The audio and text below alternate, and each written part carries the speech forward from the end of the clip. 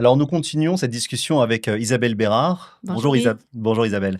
En fait, dans le sujet que tu vas traiter avec nous aujourd'hui, ça va tourner autour de la retraite et Oui, surtout de l'importance de la fiscalité. J'imagine que tu auras des exemples à nous montrer. On effectivement. va quand même rentrer dans le vif du sujet. Euh, voilà, comment tu pourrais introduire le sujet de ton côté? Ben, en fait, on va surtout regarder la paye de retraite parce que c'est toujours un petit peu nébuleux pour les gens. Quand on travaille, c'est facile, la paye rentre de façon automatique à toutes les 2 semaines. Mais quand on arrive à la retraite, il y a ce grand questionnement-là de où va provenir notre argent et comment est-ce qu'on structure les retraits qu'on va faire de nos placements pour s'assurer d'en avoir pour toute la durée de la retraite, mais aussi minimiser les impôts. Pour rappel, peux-tu nous dire ce serait quoi les sources de revenus de retraite qu'on a communément ici au Canada? Ben effectivement, Yves, c'est bien que tu le dises. C'est que quand on travaille, pour la majorité des cas, on a une source de revenus, mais à la retraite, on a une multitude de sources de revenus. Donc, tout d'abord, il y a les rentes gouvernementales, donc la pension de sécurité de vieillesse qui est du Canada et la RRQ qui est versée par le gouvernement du Québec. Donc, ça, dans la majorité des cas, les gens vont pouvoir obtenir ces rentes-là. Ensuite, si on est chanceux, on a peut-être la possibilité d'avoir un régime de retraite provenant de notre employeur, ce qu'on appelle communément les fonds de pension, Hmm. soit à cotisation déterminée ou à prestation déterminée. Et on a nos épargnes personnelles dans nos différents types de comptes, donc REER, CELI, comptes non enregistrés, les CRI. Et pour certaines personnes qui sont propriétaires immobiliers, bien, ils vont aussi avoir des revenus locatifs, puis des propriétaires d'entreprise pourraient aussi encore avoir certains revenus d'entreprise. Donc, on comprend que lorsque vient le temps de prendre notre retraite, puisqu'il y en a différentes sources de revenus, ben, on doit s'assurer de structurer tout ça pour que ce soit le plus optimal possible, tant au niveau financier qu'au niveau fiscal, parce que ça peut vraiment avoir un gros impact. Puis il y a rien de mieux que de regarder des exemples concrets. Donc, c'est ce qu'on va faire. On va regarder 2 exemples. Ce sont des clients réels. Donc, comprenez qu'on a changé les noms, mais les résultats qu'on va vous présenter, ce sont vraiment les résultats réels qu'on a obtenus avec nos clients. Donc, 1er client, c'est un couple dans le cadre duquel il y a effectivement un fonds de pension à prestations déterminées. Donc, on a Marc et Véronique qui ont 49 et 47 ans. Ils veulent prendre une retraite simultanée lorsque Marc va avoir 55 ans. Donc, on comprend ici qu'on a une retraite qui est quand même assez jeune. Leur coût de vie, si on exclut les paiements au prêt hypothécaire, parce que le prêt hypothécaire, éventuellement, on va terminer de le payer, mais toutes les autres dépenses, là, c'est 75 000 net. Là, ici, ce qu'il faut comprendre, c'est qu'on fait face à un premier grand risque qui est le risque de longévité. Parce qu'en prenant notre retraite à 55 ans, ce qu'il faut comprendre, c'est quand on fait des projections, on n'utilise pas l'espérance de vie moyenne au Canada à la naissance parce que l'espérance de vie moyenne va tenir compte de tous les décès prématurés qui pourraient potentiellement y avoir eu au Canada. Quand on a atteint un certain âge et qu'on est encore en bonne santé, nos probabilités de survie sont beaucoup plus grandes. Donc, nous, on utilise des tables de taux de survie de 25. Et dans leur cas, des personnes qui ont atteint leur âge ont 25 de chances de vivre jusqu'à 95 ans. Donc, on comprend ici là, qu'on a une retraite qui doit être financée pendant 40 ans, ce qui est 40. probablement plus long même que leur vie active de travail. Et l'autre chose qui est super important dans leur cas, c'est que Marc a droit à un fonds de pension à prestations déterminées, mais sa rente n'est pas indexée à l'inflation. Donc là, ici, on fait face aussi au risque d'inflation. Peux-tu nous rappeler juste, ça veut dire quoi non indexé?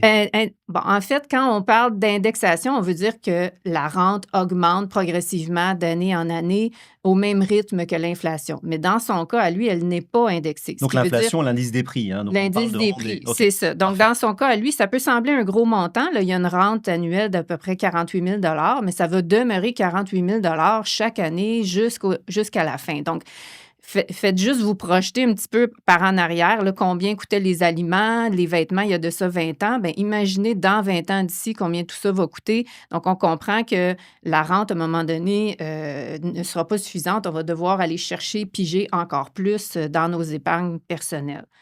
Mais dans leur cas à eux, bon, on leur a proposé différentes stratégies d'optimisation financière et fiscale, dont le fractionnement de revenus, le partage du RRQ. On leur a aussi recommandé d'utiliser l'âge du plus jeune conjoint pour la conversion des REER en fer.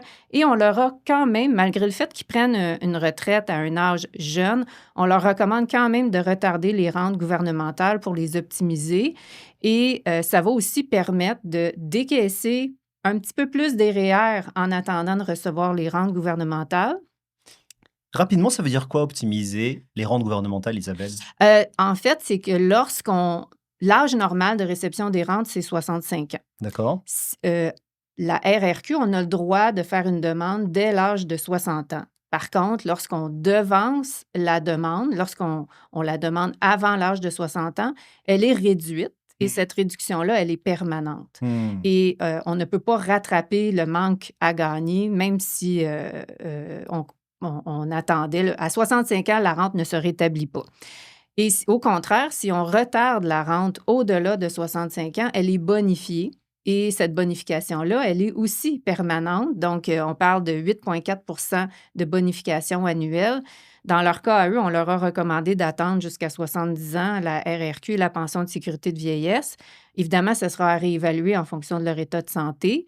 Mais en retardant les rentes, donc on sort un peu plus des REER et des épargnes personnelles en attendant la réception des rentes et ça fait en sorte que, au moment où on a l'obligation de convertir nos REER en fer, bien, il y a moins de REER à convertir et les retraits, minimum vont être plus petits. Donc ça a un effet au niveau fiscal. Dans leur cas à eux, c'est vraiment, majeur.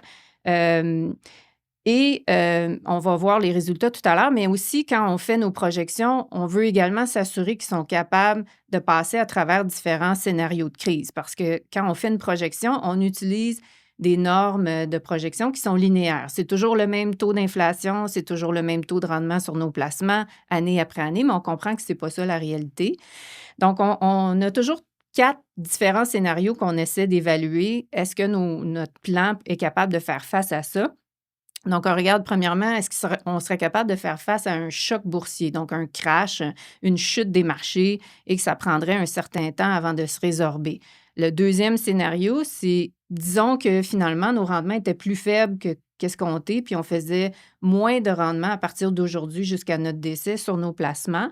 On regarde aussi au niveau de l'inflation. Et si l'inflation était plus élevée et que mes dépenses augmentaient plus rapidement que prévu, puis dernièrement, et si la nature nous avait donné de très bons gènes et qu'on est en bonne santé puis qu'on vit plus vieux que ce qu'on avait prévu, est-ce qu'on est encore capable de faire face à tout ça et est-ce qu'on va avoir les ressources nécessaires pour y arriver? En d'autres termes, on essaie toujours de voir les situations les pires Oui, pour vraiment être sûr que même avec ces situations les pires, on arriverait quand même au bout du chemin de oui. manière la plus, je ne vais pas dire sécuritaire le plus, mais en tout cas avoir au moins une assurance que ça passe le test. C'est ça, parce que la pire chose qui pourrait se produire, c'est que quelqu'un décide de prendre sa retraite et que finalement, à un moment donné, il se retrouve qu'il manque de ressources, puis il est encore vivant, puis il n'y a plus de ressources. Donc, on veut pouvoir pallier à ça, donc on veut pouvoir voir si on est capable de faire face à différents scénarios. Donc, dans leur cas, à eux, non seulement ils réussissaient à atteindre les différents scénarios, ils pouvaient même se permettre d'augmenter leur coût de vie. Donc, ça pouvait leur permettre d'augmenter leur coût de vie à 112 500 tout en étant encore capables de faire face aux différents scénarios de crise, et ce, malgré le fait qu'ils prenaient une retraite à un jeune âge et qu'ils devaient la financer sur 40 ans. Donc, vraiment, la paye de retraite, la structuration de la paye de retraite apporte une certaine clarté. Et puis en plus, Et ils ont dû être contents d'apprendre ça de ta bouche, hein, parce que quand on vient pour se faire voir son évaluation de retraite et qu'on finalement vous en avez plus que ce que vous croyez, je ouais, pense qu'émotionnellement, ça doit être assez sympathique d'avoir ça. oui, puis non seulement on leur permet d'augmenter leur coût de vie, mais la fiscalité, tu en as parlé d'entrée de jeu, Yves, la structuration du décaissement va avoir un effet important sur la fiscalité. Dans leur cas à eux, ça a permis de réduire leurs impôts à vie. Là. Quand on parle à vie, là, à partir du moment où on a fait la planification jusqu'au décès, il y en a une réduction d'impôts de 1,5 million de dollars. On a une augmentation de la succession de tout près de 2,5 millions de Mmh. dollars.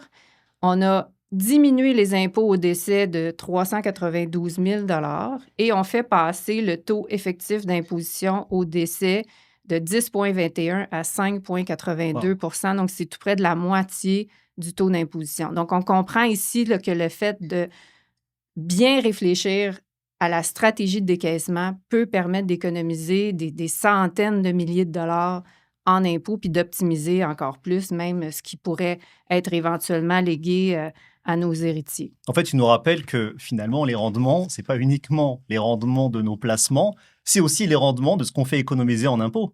Oui, notre plus grosse dépense à vie, c'est les impôts. C'est pas notre maison, c'est vraiment les impôts. Donc, si on peut se permettre de réduire cette facture-là, puis dans le fond, plutôt que de la transmettre au gouvernement, on la garde dans nos poches et on la transmet à nos héritiers. Donc, c'est sûr que ça a un effet majeur. Et encore, on parle même pas des possibilités de donner à des fondations qui permettent encore Aussi, aussi encore d'augmenter les crédits d'économiser de d'impôt. l'impôt. Oui, ça, c'est une petite parenthèse que je voulais faire, mais ça existe aussi. Oui, ça, tu as raison. Puis si on prenait un deuxième cas, puis cette fois-ci, on n'a pas de fonds de pension. Donc, on comprend que dans le premier cas, on a une certaine sécurité, on a une rente qui est là, qui est garantie à vie. Bon, elle n'est pas indexée, mais elle est quand même là. Dans un cas où on n'a pas de régime de retraite d'un employeur, donc on a ici un couple, Stéphane et Karine, qui ont 57 et 51 ans. Cette fois-ci, on veut une retraite simultanée lorsque Stéphane aura 63 ans. Leur coût de vie, excluant le remboursement du prêt hypothécaire, là, leurs dépenses, c'est 88 512 net, net d'impôts. Donc, dans leur cas à eux, on comprend qu'ils n'ont pas de fonds de pension et leur seule source de revenus qui sera garantie et indexée à l'inflation, peu importe comment se comportent les marchés, ce sera les rentes gouvernementales. Et ensuite, on va combler ça avec nos épargnes personnelles. Les rentes gouvernementales, on en a parlé tout à l'heure. Si on les devance, si on dévance la RRQ, on est pénalisé. Si on la retarde, elle est bonifiée. Donc, c'est sûr que dans leur cas à eux, on leur a fortement recommandé de retarder la réception des rentes gouvernementales pour les maximiser le plus possible et faire en sorte que cette source de revenus-là qui va être garantie, bien, va être la plus élevée possible. Et on veut aussi s'assurer de ne pas épuiser nos ressources là, avant le décès. Si je compare bien entre les deux situations, finalement, est-ce juste de résumer ça en se disant, quand on prend une source de retraite, gardons comme base ce qui est quasiment sûr d'arriver jusqu'au bout, celle qui arrive jusqu'à la fin de vie. Donc C'est ça. finalement, dans nos calculs, finalement, c'est ça qu'on va prendre en premier lieu, c'est qu'est-ce qui arrive à survivre à notre mort finalement. Oui, ben, c'est plus complexe que ça parce que des fois, ça peut valoir la peine de devancer la réception des rentes pour une question de réduction d'impôts puis de ne pas avoir de récupération de la pension de sécurité de vieillesse. Donc, c'est plus complexe. On comprend qu'il n'y a pas une recette magique, c'est pas du copier-coller, puis si on a fait ça avec un couple, on va faire la même chose avec un autre couple. C'est vraiment du cas par cas. Dans leur cas à eux, puisqu'ils avaient des épargnes personnelles, puisqu'ils sont en bonne santé, ils peuvent se permettre de retarder les rentes. Évidemment, ce sera à réévaluer en fonction de leur état de santé. Et avant la réception des rentes, c'est une stratégie de décaissement mixte à travers leurs différents types de comptes pour pouvoir niveler l'impôt. Et une fois qu'ils reçoivent tous les deux les rentes gouvernementales, donc la RRQ, les deux ont leur RRQ, les deux ont leur pension de sécurité de vieillesse, en la retardant, ça leur donne plus de 100 000 net d'impôts garantis à vie, indexés selon l'inflation, peu importe comment se comportent les marchés. Donc oui, jusqu'à la réception des rentes, on pige dans nos épargnes personnelles, mais une fois qu'on reçoit les rentes, on n'a plus besoin d'aller piger autant dans nos épargnes personnelles parce qu'on a cette source de revenus-là qui est quand même relativement élevée. Donc, on comprend, on a 2 personnes qui reçoivent la RRQ, 2 personnes qui reçoivent la pension de sécurité de vieillesse. Rendues à ces âges-là, en retardant les rentes, elles se seront bonifiées et ça va nous procurer 100 000 à peu près là, de revenus nets d'impôts. Donc, dans leur cas à eux, avec les stratégies de décaissement et d'optimisation, on a réussi eux aussi à améliorer le volet fiscal. Donc, on a réduit les impôts à vie de 500 000 et on a pratiquement doublé la succession, là, on l'a fait augmenter de 1,5 million de dollars, uniquement en structurant bien la paye de retraite. Donc quasiment doubler la succession finalement. Quasiment doubler la succession. Donc on comprend que, faire appel à des professionnels qui vont nous accompagner et nous guider dans la structuration de notre décaissement peut, nous aider à optimiser notre situation et à la bonifier. On comprend là, que la paie de retraite, c'est quelque chose qui se construit activement. Ça peut nous permettre d'économiser ou d'obtenir là, des dizaines, voire des centaines de milliers de dollars supplémentaires dans nos poches qui vont non seulement nous procurer une sécurité durant notre retraite, mais qui pourraient éventuellement aussi être transférées à la succession.